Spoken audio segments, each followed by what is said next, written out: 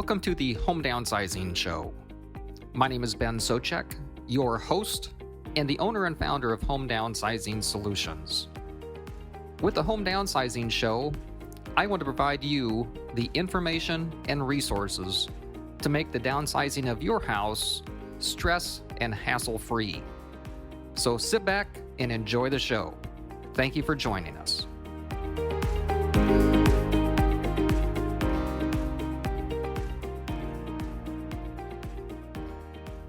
Hello, and thank you for tuning in to this week's episode of the Home Downsizing Show. My name is Ben Souchek, the owner and founder of Home Downsizing Solutions, where we make the transition from your house to senior living as stress and hassle-free as possible by buying your house. If you have any questions about how we can assist in the purchase of your house, and how we can make the transition to senior living as stress and hassle-free as possible, please just give our office a call, toll-free 855-291-5005. Or if you'd like a free copy of my new book, Home Downsizing Secrets, again, just give our office a call, 855-291-5005, or just go to homedownsizing-secrets.com.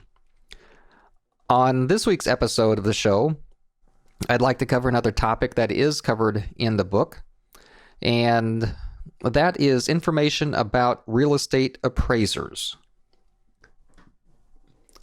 Real estate appraisers are a necessary part of any sale of a house when the buyer is getting a loan. So, I want to go over this information just specifically about real estate appraisers. Understandably, a financial institution that is providing financing to a home buyer wants to ensure they are lending money on a house that is in good condition and that they are not lending more money than the house is worth or outside the guidelines for the type of loan they are providing. Sellers sometimes order an appraisal on a house before putting the house on the market to get a better idea of what their house is worth. Getting an appraisal on a house is not a perfect science, however. An appraiser will issue an opinion of value. As stated, this is one opinion. If you get 3 appraisals on a house, you will most likely receive 3 slightly different valuations. Sometimes these valuations will be what you would expect. Other times it seems that the values are over or under actual value by amounts greater than one would expect. Depending on what side of the transaction you are on, this can be a good or bad thing. For a seller, if you have an appraisal that is unrealistically high before putting your house on the market, you may price the house according to the appraisal, only to find out that the value is much lower. This will result in your house sitting on the market for much longer than what it should have, or not selling at all. I have also witnessed times where a buyer and seller have an agreement for the purchase of a house, only to have an appraiser value the property lower than the agreed upon price. When the buyer does not have the additional funds or is unwilling to pay more in cash than was planned for, it's up to the seller to either accept a lower selling price or put the house back on the market, which may not have any better outcome. If an appraiser values your house lower than the agreed upon price, you are typically able to request that a second appraisal be done in order to hopefully get a higher valuation. But if the buyer doesn't want this to happen, they may just walk away from the transaction. The other problem with the lower than expected appraisal is that if the appraisal was performed for a government-backed loan, such as FHA, VA, etc., the appraisal will stick with the house for typically 6 months. So, if you put the house back on the market and you find a new buyer that is getting a government-backed loan, they will see the appraisal that has already been performed for the house. And you will be back in the same situation as you were with the original buyer.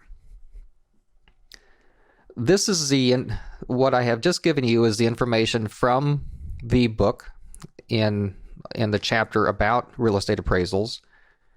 The other thing that I would like to mention about valuations is the online valuation tools that a lot of people use these days. The most common probably being Zillow.com. When my company talks to sellers that want to sell a house, they will often quote a valuation that is provided by one of these online websites. And just be aware that sometimes they may be accurate, many times they are not. They are what I would term information aggregators, where by algorithms, their websites try and come up with the best valuation that they can. And to some extent, it's going to be a lagging valuation because, of course, the market is always changing. And so this information is going to lag a little bit on the market. Sometimes, I'm not sure where they're getting their information, but sometimes the valuations are quite a bit more than the real valuation is. Also be aware that the valuations are typically in gross numbers, just like an appraisal or a real estate agent would quote to you when an agent says they can list your property for X number of dollars. The valuations on these websites are not going to necessarily indicate the net amount that you would receive.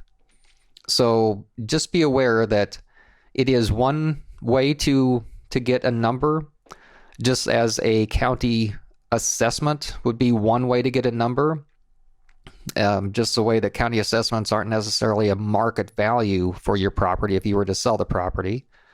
But just understand that it's a tool, not necessarily the accurate number that your house would always sell for, because of course these online websites have no idea to know what the inside condition of your house is or the outside condition as far as that goes, whether it needs updates, repairs, or any of those items. So I just wanted to kind of go over that information about valuations, that the best way to get an accurate valuation is to talk to a company like mine or a local agent that can show you actual comparables of what houses have sold for or have not sold for, depending on the market conditions, so that you as a seller can get an accurate picture of what valuations are for your property or in your area. So if you have any questions, if there's anything that we can assist with to show you comparables, to come out and explain what we think the value of your house would be or what we could pay, my company could pay for the house, of course, just give us a call. Toll free 855-291-5005. And we would be happy to do anything that we can to make the transition to senior living or downsizing as stress and hassle-free as possible. And of course, if you'd like a copy of my new book, Home Downsizing Secrets, just call our office or go to homedownsizing-secrets.com, and we'd be happy to get that right out to you. Thank you very much for listening to this week's episode of the Home Downsizing Show, and look forward to seeing you next week. Have a great day.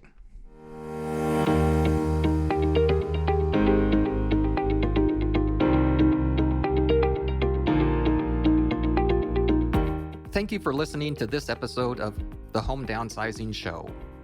For additional information and resources on home downsizing, just go to homedownsizingblueprint.com. That's homedownsizingblueprint.com. Or if you're ready to sell your house and downsize, just go to homedownsizingsolutions.com. That's homedownsizingsolutions.com. And if you have ideas to improve our show or topics that you'd like us to cover, or have any questions that we can answer, just call our office toll free 855-291-5005. That's 855-291-5005. Thank you.